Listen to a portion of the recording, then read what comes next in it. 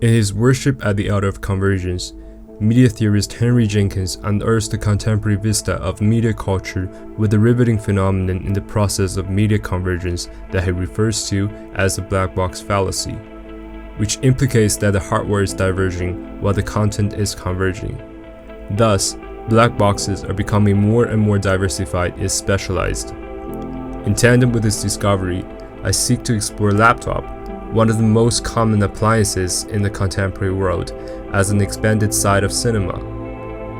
How does laptop proffer site specificity and a global consciousness that enables forms of new spectatorship and participatory culture? How has laptop shaped our conceptions of the new audiovisual aesthetics? In light of proliferations of computer films and desktop documentaries that manipulate digitized archival materials from the internet via notable sites such as YouTube and Vimeo, how may laptop contribute to a new sensory excursion beyond the audiovisual that embraces and invokes senses of touch, smell, and taste? To answer these questions, let's first venture into Jin Youngblood's elaboration of computer films in his expanded cinema.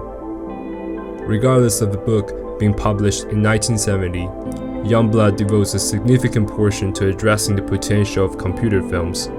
He maintains that computer and video sciences marked the fourth generational revolution of cinema after the introductions of sound and color. Indeed, as we have witnessed today, man's symbiotic relationship to computers and other forms of screen devices becomes intrinsically quotidian and impactful on both physical and psychic levels. Especially telling during this current pandemic, we're living in a post-digital age where our work and study are completely virtual that rely on portable screens and online software. As Gabriela Giannacchi observes, the virtual has become the main theater of the real, the place from where the real can be viewed, a place for critique, art, and politics. Therefore, it is reasonable to deduce that computers propel existentialism to become an integral experience of daily life. The popularization of portable computers or laptops allows additional mobility and work efficiency that subsequently leads to an explosion of creative expression, just as Youngblood heralds that the ultimate computer will be the sublime aesthetic device. Now we're witnessing a range of editing software and programs on our computers that generates fantastical and experimental audios and imageries, thus rendering new aesthetic sensibilities and investigations. Computers, as Youngblood writes, should be regarded as a creative medium, an active and creative collaborator with the artist. Under the same light, laptops should no longer be perceived merely as a technology for convenience, but instead a mobilized side of cinema that encourages explorations of new consciousness. In the Oxford Handbook of New Audiovisual Aesthetics, John Richardson, Claudia Gortman, and Cara Vernales propose new aesthetics pertaining to the new sensory cinema. They explicate that cinema is not what it used to be, it is becoming increasingly larger than life. On the one hand, filmmakers strive to involve audiences more viscerally, and on the other, the cinema is ever more connected with audio viewers' daily lives beyond the boundaries of movie theater through bonds with other consumption activities. Youngblood also knows the power of intermediate art that directs toward inner and outer spaces at the same time, the micro-psychic journeys that encourage participants to examine themselves, and the macro, earth writ large as the content of aesthetic activity. Indeed, cinema's expansion of territory allows intrepid syncretism of various forms, structures, and places. Cinema no longer just lives inside the black boxes, nor just the white cubes, but rather it is a chameleon that constantly adapts to its environment and its relationship with the spectators. To investigate new modes of the audiovisual, Richardson and others shy away from a definitive theorization. Instead, they compile a list of questions and areas of interest that are worthy of discussion. Among many valuable and potential ways to investigate new audiovisual aesthetics, the dialogue of moving beyond audiovisuality is particularly inspiring. They ask if senses other than sight and sound will be encapsulated in audiovisual projects, either ostensibly or metaphorically to invoking sensory memories. As they explain, close-ups and uses of percussive or ambient sounds could communicate hapticity. Close-ups of food might invoke both smell and taste. The dynamics of camera movement or editing in tandem with sound can even render sensations such as wetness and coolness. My upcoming creative project seeks to experiment with this provocation in addition to Youngblood's articulation of synesthetic cinema.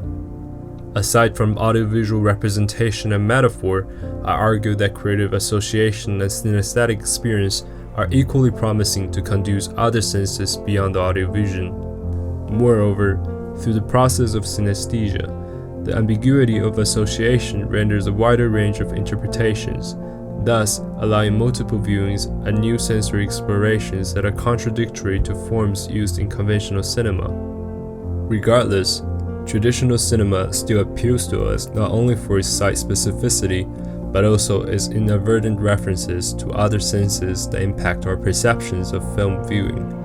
Just as Carter Moulton in his article about 3D cinema cites Tom Gonning's concept of cinema of attraction, the location of cinema has oftentimes evoked the smell of popcorns along with other sensory memories beyond audio-vision. Richardson and others also hold similar opinion, as they state, "We're living, it seems, in an age of Eisenstein's cinema of attractions, regardless of genre or media form." Thus, the three authors' postulation of new sensory cinema is not completely foreign, but should be regarded as a reiteration of traditional attributes of cinema's site specificity. Besides their provocation of expanding sensorial experience, Richardson and others also articulate an eclectic range of concepts that closely investigate the expansion of audiovisual depths, and three of which will be pertinent to my upcoming creative project. First, they question the space and place of the audiovisual, as film in essence is a spatial temporal medium. They wonder the effect of audiovisual syncretism and whether the viewer's experiences of an imagery will alter due to the usage of sound. In the meantime, they ask the relationship between the filmed space and the audience space. Citing Michel Chion's audiovision and his theory on the dichotomy of the diegetic and non-diegetic, the three authors complicate the relationship between the visual and sound, as well as content and its spectators. Second, they inspect the temporality and synchronization of the audiovisual material.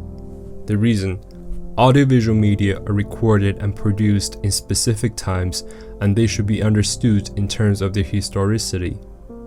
In light of this, it is important to think about the expanded uses of archival material in new audiovisual aesthetics, which produce temporal disparity between the past and present that challenge the institutionalized history for democratized collective memories. In the same vein, I believe we should consider sites of YouTube and Vimeo as internet archives and their potentials to produce futurity, as many CGI and special effect footage are becoming available in the public domain.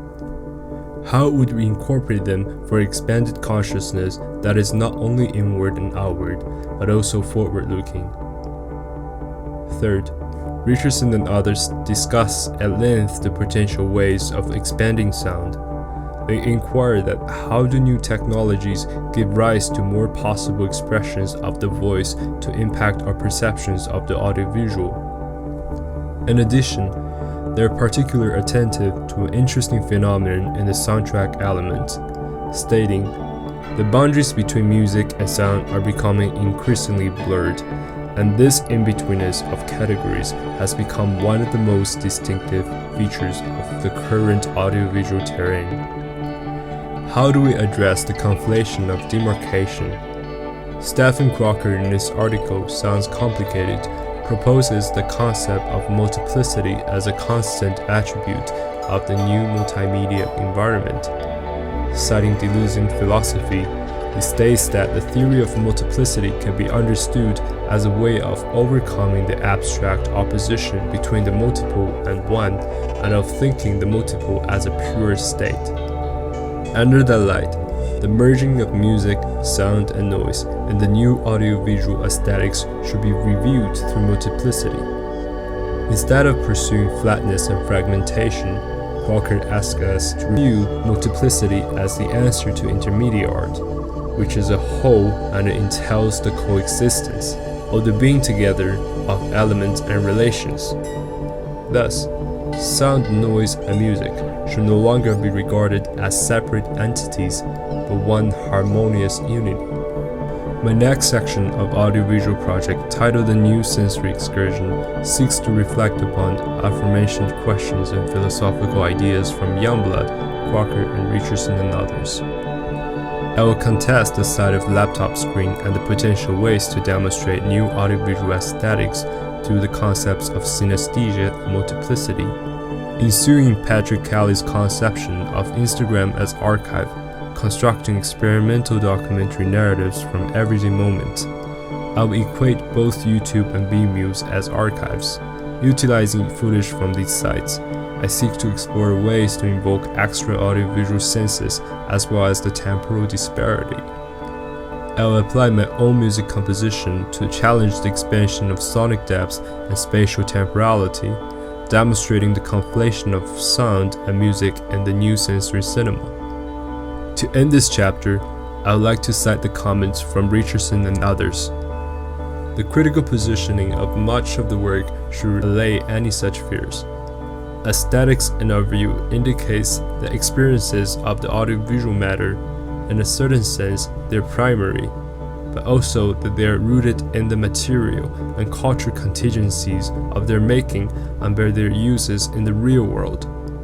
We don't fully understand film, television, games, music videos, video art, environmental sound art, multimedia theater, and so forth until we understand what people do with them. Indeed, expanded cinema demands active handling of the material. Pedantic theorization is helpful to some degree for envisioning the possibility of cinematic expansion, but it is through real-life praxis or the constant engagement with the material do we fully comprehend the potential of expansion.